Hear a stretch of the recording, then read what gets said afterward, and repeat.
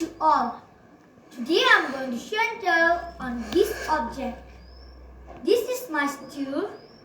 It's made from plastic and it has two colors. One is light blue and one is blue.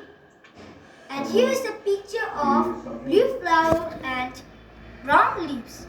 The brown leaves are falling down and the blue flowers are growing.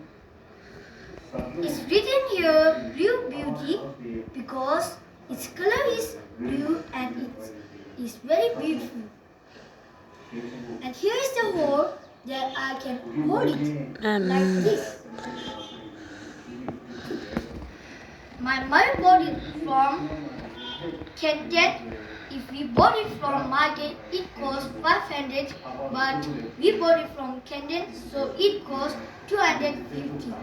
I'm taking care of it and I use it during online classes. Thank you. Okay.